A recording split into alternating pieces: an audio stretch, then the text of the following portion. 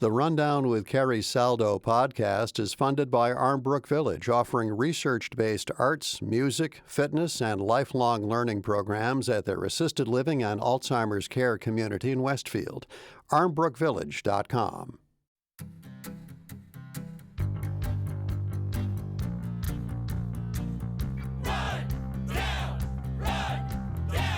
This is The Rundown, your weekly news and review from Western Mass.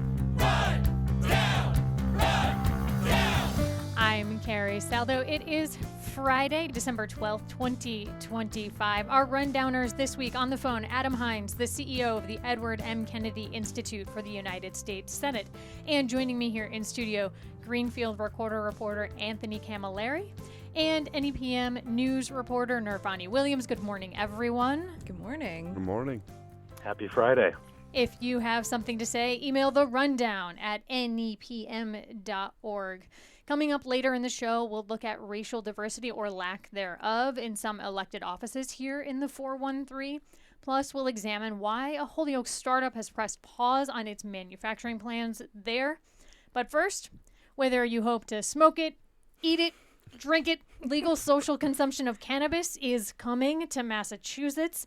This is sort of like the least surprising news story, perhaps, of the recent news cycle, given that it has been talked about for a long time. Here's how Yogev Toby, a correspondent with the Boston Globe, reported it. The Cannabis Control Commission voted Thursday to allow new social consumption licenses, paving the way for the first regulated marijuana lounges in New England. The unanimous vote means Massachusetts will join 12 states that allow businesses to host some level of on-site pot consumption, including Alaska, California, New Jersey, and Illinois. The rules will allow for business opportunities such as cannabis cafes, weed-infused yoga classes, festivals, and more. Adam Hines, you were in the state legislature when voters approved recreational marijuana, and presumably this social consumption part was supposed to be part of it. What do you make of the fact that we're here almost, ticking close to a decade later? Yeah, can you believe it? That's the machinations of government at work. I think you put your finger on it. It was a foregone conclusion in many respects. It was a part of the original ballot initiative, and I know that as we were taking a look at it and kind of adding our tweaks, we really wanted to keep it to that, just tweaks. You don't want to go against the will of the people. There's a price to pay for that, and I think the same applied to the commission and the commissioners and the like. And so, I think we've seen that. Great, let's try to put in place additional requirements to deal with some of the concerns around safety and the like, and they've done that. And so it took a while, but it's here. And up next, additional bureaucracy, because now local cities and towns will have to look at this and say, are we going to allow it? Anthony, Nirvani, you're out in local communities. What are you making of this? I think this is so interesting, and I'm really interested to see how it'll go. Like Adam was saying, I think the fears are valid. People are concerned about impaired driving and risks to workers' health. But like he was saying, the commissioners said that they're prioritizing safety, and I'm interested to see how they're going to be doing that. And social consumption is generally new and entails, I think, a lot of trial and error. So I think there will be at least like a year between we see these sites become operational in Massachusetts. So I think it's fascinating. I also am so interested to know what what is it? Weed infused yoga classes. Oh yeah, what is that? There have been some experiments with that. So I think Boston was an area at a private club where they've tried it. There's a picture of it in the Boston Globe. Yeah. And I'm a yoga practitioner. Can't say that I would want to fuse the two, but hey, to each their own, right? Moving forward, there's three possible types of venues that we might see in the future, right? Tasting rooms, maybe for existing cannabis businesses such as dispensaries. They would have an additional sort of connected interested, like-minded business. We've seen Tito Jackson, the former city councilor in Boston, talking a lot about this publicly, saying that they're very interested in that. They're a dispensary holder, and they're very interested in potentially expanding their business in this way. We might see temporary event licenses, maybe, and then also some restaurants, theaters, or yoga studios that want to partner with existing marijuana establishments. This does not mean that anybody can open this up. There's going to be regulations and more guidance as we develop this. Anthony Camilleri, what's on your mind? I mean, I think if done correctly, this can be a win-win for the state, who's going to collect, I assume, a little bit more tax revenue off marijuana sales with this new kind of business opening up. And it's also a win for pot smokers and non-pot smokers. I mean, there's a drug that is legal, but there are very few options for people who smoke weed to legally smoke weed. Even though it's unenforced, you're not allowed to smoke on city sidewalks or in public. And most apartments, if you rent, will not allow smoking indoors. So in cities like Greenfield, the Public Safety Commission has received a number of complaints from people who want to walk through the city and constantly smell marijuana smoke. If you give people a legal, supervised, regulated place to smoke their weed, maybe it might mitigate public consumption a little bit more. I think it's going to be interesting. The rules now are expected to become official January 2nd, give or take. We've seen East Hampton way back as early as 2017. There was an entrepreneur there. I remember I interviewed her years ago who really wanted to be at the forefront of this social consumption movement. And the city council at that point had really thought about putting a social consumption provision in its regulations. It didn't ultimately do that. There's room for it. I talked with the mayor yesterday, but it's not automatically allowed. But East Hampton has been at the forefront of this. We've seen Holyoke Mayor Josh Garcia talk about wanting to be welcoming of this, and also Northampton. There's been discussion there. So I think those, for me, looking at it here in Western Massachusetts, I think those are the potential communities we might see adopt this first. It was also interesting to look at reporting by the Boston Globe that showed, there's, I think, 14 cities and towns in Western Massachusetts that have just completely opted out of marijuana altogether. So we know that this won't be a part of how their city and county landscape or country landscape works. Any other final thoughts on this topic before I move on to our next headline this morning? I'm glad you finished with that point about the local control. I mean, that is a big piece of this. And so if you have a different view locally, there's you can work with your local municipal government because you do have to opt in, and you can still add additional zoning requirements and the like. And so that's an interesting point here that ultimately will come down to your own community. All right. Next headline we're going to take a look at this morning. What's holding back racial diversity in elective office in these Western Mass cities? This was reporting by Namu Senpath of the Springfield Republican newspaper, quoting here, of the 24 seats on Chicopee's City Council and School Committee, one is held by a person of color. In West Springfield, all elected officials are white. That's a stark contrast to what Springfield and Holyoke saw in the last municipal election. The majority of elected officials are either Black, Latino, or both. While those two Hampden County cities are showing the political might of traditionally underrepresented groups, what is holding back similar gains in the region's other communities? Nirvani, you cover diversity often in your beat here for NEPM News. What do you make of that question? What is holding back similar gains in the region's other communities? Totally. I mean, Namu also notes several barriers as to what's holding back racial diversity, including historic electoral barriers. But I also think in general, understanding the local political landscape and ways to become an elected official is really difficult for a lot of citizens, a lot of regular folks out there who maybe want to get involved in local politics, but don't really understand or know the process. And I think also, in many communities of color, as I've been reporting, there are so many other systems of care that have been created to sort of circumvent a run for local offices, mainly why mutual aid groups are created and exist. And from speaking with a lot of Black and brown folks, they feel like there's not enough issues that are being addressed at the local level in terms of creating laws to protect people of color. So I think that there are a lot of those different reasons, and the electoral barriers, I think. Bishop huge. Talbert Swan pointed out in a recent op-ed in the Springfield Republican that it is not by chance that we're seeing a number of people of color on city council and in school committee and other elected seats here in Springfield. He said, quote, residents could not elect candidates of their choice, not because they lacked leadership, vision, or civic commitment, but because the system itself was designed to drown out their voices. And Bishop Talbert Swan and others in Springfield were a part of a push back in the 90s. They ended up suing the city of Springfield for more representation. Adam Hines, you're the only one among us, I believe, who held elected office. What are your thoughts on this? I'll maybe combine the two comments from Nirvani and Bishop Swan.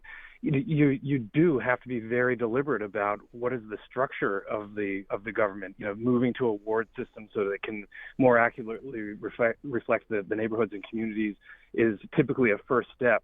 And there are many more beyond that the government should and could be doing to ensure that there is participation.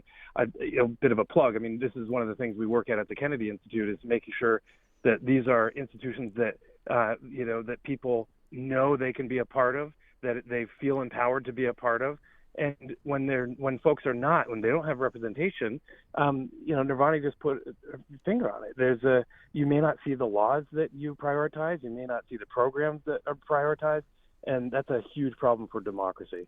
The piece you talked about there, Adam Hines, with the ward representation, that is part of what was part of the legal fight here in Springfield. And voters came forward and said, after 50 years, back in 2007, I think it was on the ballot, and then 2009 it rolled out, they said, yes, this is something we want. We want ward representation. At-large city council is not resulting in representative form of government here in the city of Springfield, and it's something that's not necessarily Springfield specific, right? Other communities with diverse populations, we see that ward representation results in better representation on city and town boards. Lowell just went through that process as well, not a little while back.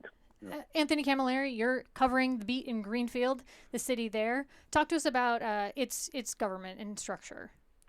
Well, it is a predominantly white city council. However, we have at-large Councillor Wahab Minhas, who is Pakistani, and he's spoken in the past about the struggles of being the son of immigrants, and he's also an independent business owner. You'll hear things from the public every now and then that speak to the importance of some cultural understanding. I believe last year he attended some meetings remotely via Zoom as he was practicing Ramadan, and I've heard from constituents not understanding, criticism of him practicing his religion. I think when it comes to diversity, it's an issue of the racial wealth gap in this country. It takes time, effort, and money, disposable time, to run for office, to follow local politics, and to get involved in that system. And while the needle's moved a little bit here and there over the last few years, it doesn't erase a culture and all these roadblocks that have been put in place for hundreds of years. And it's also, to your point about time and money, it's also a gamble, right? Yeah. You might not win the seat that you're running for. And so there's a lot to take into consideration when one is considering to run. State Representative Shirley Arajia had something to say, quote, I know it's scary, but it is needed. We need to take that leap. We need to be in these spaces. We need to have a seat at the table. And she took a risk and ended up winning her seat in the 8th Hampton District in the 2022 election cycle, I believe it was. So she's speaking from experience there. All right, we are going to take a quick break here on the rundown. Still ahead, why did Mayor Josh Garcia in Holyoke say the city, quote, got trumped? And should more cities and towns embrace food trucks? Plus, scoops, praise, and prediction here with our panel. If you have thoughts, email the rundown at nepm.org. You are listening to the rundown here on 88.5 NEPM. I'm Carrie Saldo. Stay with us.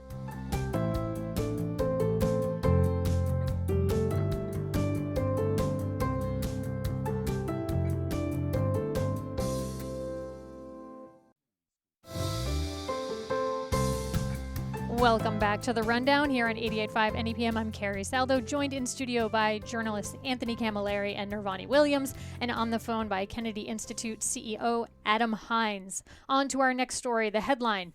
Mayor says we got trumped. Sublime Systems pauses work in Holyoke. That was a headline on a story by Jim Kinney in the Springfield Republican last week. Quoting here, Sublime Systems will pause work on its Holyoke plant and cut its workforce by 10%. The announcement came last Thursday, 7 months after the Trump administration yanked an $87 million U.S. Department of Energy grant. The federal money promised by the Biden administration would have funded 50% of the Holyoke plant, the company said. Sublime Systems was planning to redevelop a former paper mill on site in Water Street in Holyoke. General reaction to this news, Adam Hines, I'll start with you. Oh my God, so disappointing on so many fronts. This is one of the jobs you take on in government. Is you work with business leaders and nonprofits and social service orgs to, put together this capital stack so that you can create jobs and services. And to have local officials do that successfully and then to have it ripped out from underneath you by the federal government is even more meaningful here in Western Mass, where we are confronting headwinds like being near transportation networks and robust population centers and the like, and it even more disheartening because it was taking on an old building, a mill building, and redeveloping it. When our strategy is often one building at a time, we're gonna revitalize our cities, and here it was right in the hand. So just utter disappointment. To your point about jobs, it was expected that the plant would have provided more than 70 full-time jobs. Not to mention, I think it was Jim Kinney reported over 200 jobs that would have been a part of the construction process for this project. As the headline said, Josh Garcia, the mayor there, said we got trumped, adding that he believes the stifled expansion is a missed opportunity for both the city and also the country, because Sublime's technology, he said, promises real environmental benefits, and not getting into the deep dive of how the cement process that they use work, because I don't fully understand it, but just as it's explained on their website, they're removing a lot of the emissions that you might see in a typical production process for cement. And they also say that their production process is fully electric, so no emissions from that in addition to it. And so the Trump administration said its decision in a May 30th news release from U.S. Secretary of Energy Chris Wright, quote, after a thorough and individualized financial review of each award, the Department of Energy found that these projects failed to advance the energy needs of the American people, were not economically viable, and would not generate a positive return on investment of the taxpayers' dollars. The statement went on to say, quote, by terminating these awards, the DOE is generating an immediate $3.6 billion in savings for the American people. And that's speaking to the larger awards, because this was one of 24 grants that was clawed back by the Trump administration. Nirvani Williams, what does this have you thinking?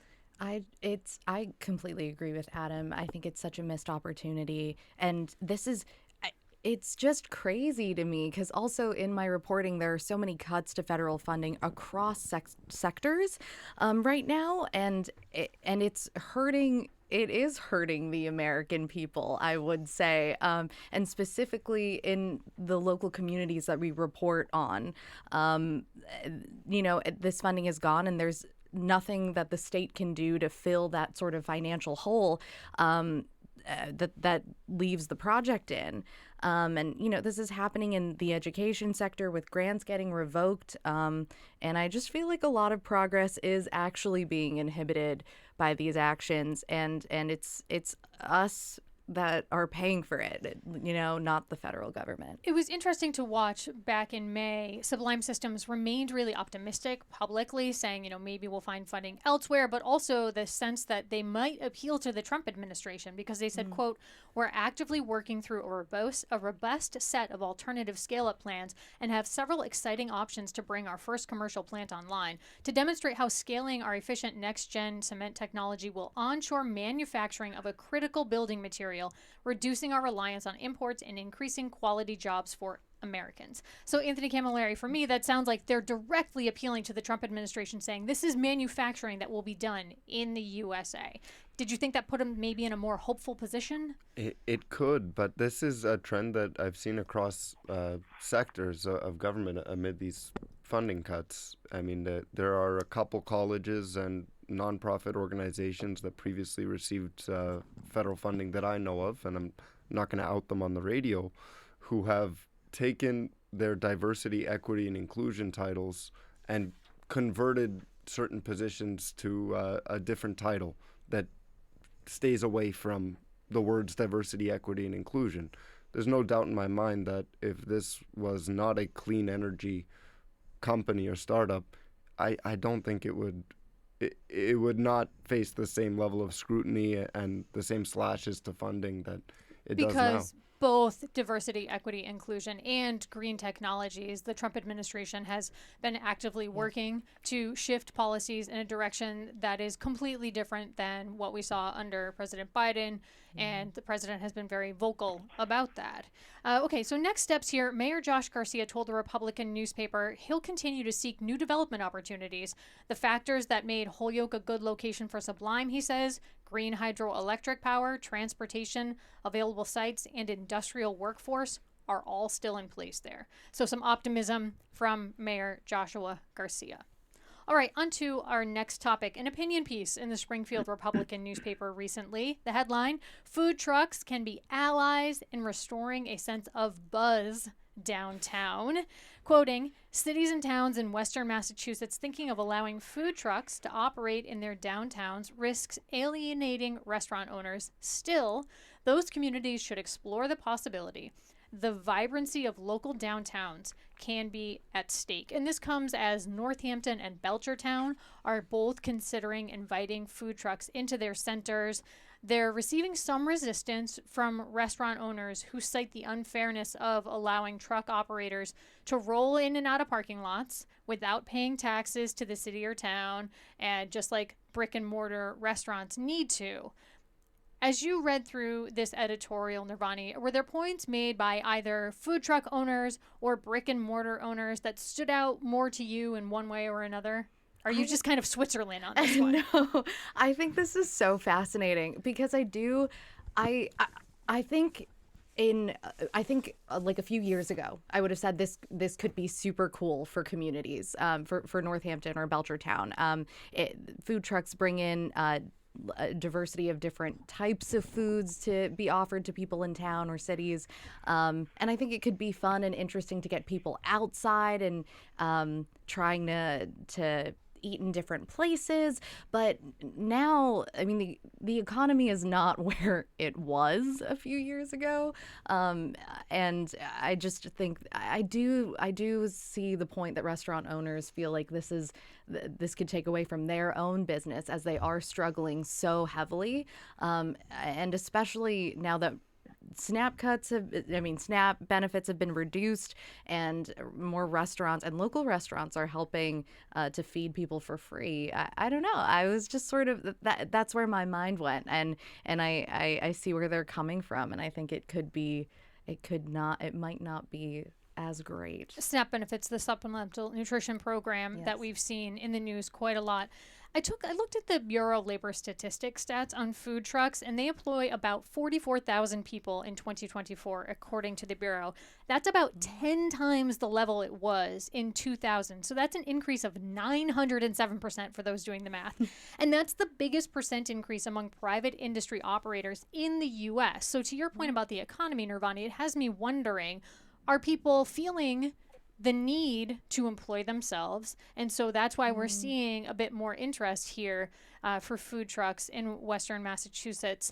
I spent time in Denver. Food trucks were huge out there, but you also had a bigger population base that you were vying to feed and service. And so perhaps there wasn't as much tension between the brick and mortar stores and the food trucks. I wonder, though, Anthony Camilleri, is there a way for these folks to coexist? Because there are other businesses, not food-related businesses, who love to see a food truck open at, say, midnight if they're a music venue and folks want to grab a bite to eat. I think they absolutely do. It's an entirely different business model, right? And I don't think some customers who would otherwise be going to a nice, established, fancy restaurant would say, actually, no, we decided not to. There was a taco truck outside. I mean, it's different clientele, it's right? a different clientele altogether. And I think it also provides an opportunity for entrepreneurs who maybe don't have a lot of resources to start up a business. It's certainly cheaper to purchase a van or a food truck and start cooking than it is to open up a restaurant. Everyone loves competition until they're competing against somebody. So if your restaurant is threatened because of a taco truck in the parking lot, well, that's business. That's the competition. There's a place for both kinds of establishments, I think. Adam Hines, I often think about state reps and senators driving from the 413 out to Boston, and I wonder, can they combine interests? Maybe they'll have a food truck and bring themselves to and from, make a little dough while they're doing it. Oh, my God, that is brilliant. You heard it here on the Because rundown. my commute was so long, I would maybe combine it with an Airbnb in the back, too, have a bed to lie down on. No, that's great. I think I love the where the conversation has gone in terms of having your cake and eat it too, maybe out of a food truck cake shop. But the reality is, I agree. These are different markets. Typically, I love the motivation of getting more and more interest in liveliness downtown. Let's face it, our downtown could use that, and I think that benefits businesses across the spectrum. We've seen some restaurants also put together food trucks, so that's an interesting one. Have different aspects of the market. So all in all, it feels like the way we are headed, and per usual, the government you try to throw in a few ways to offset some of the challenges regarding who has to pay for what, and support your local downtown restaurants as well. So, be creative, I guess, is my answer too. And sometimes we see food trucks as incubators for something that goes on. Yeah. They're testing their viability. Can I survive as this small entity? How do I work out the bumps and kinks in a more affordable environment? And maybe they do see then the potential to open a brick and mortar somewhere in one of our area downtowns.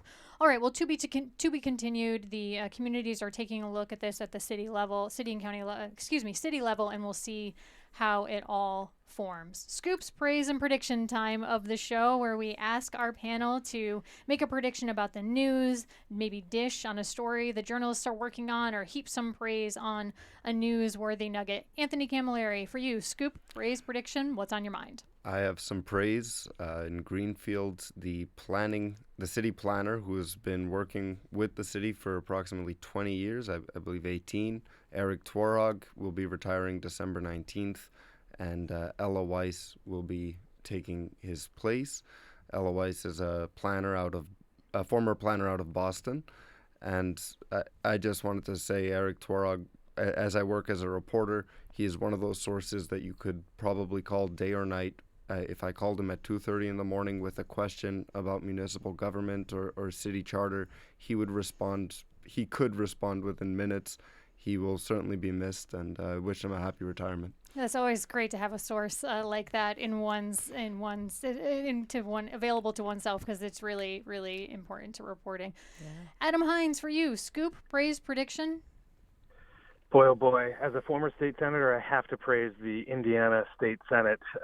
Yesterday, they stuck to their guns in the face of tremendous national pressure to do mid-decade redistricting, and they said no in a pretty much a blowout, 19-31, and that's an area that I think it's 40% or something caucus with Republicans, and so they said no, despite some Trump and other kind of his political team putting this as a loyalty test with financial implications to the state, with political competition being threatened, and they still said, no, we don't like the process. We believe in federalism, and so this was their defense of it, was to say we don't like being bullied by Washington. So good for them. Fascinating national story they're watching. Nirvana Williams, in about 10 seconds, scoop, praise, prediction. What's on your mind? Amanda Burke's story from the Berkshire Eagle about the 1986 Vermont murder of Sarah Hunter was just an excellent read. It was really gripping and a thorough examination of a victim's perspective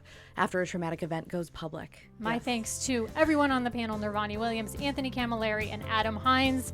You've been listening to The Rundown on 88.5 NEPM. I'm Carrie Saldo. Have a great Friday.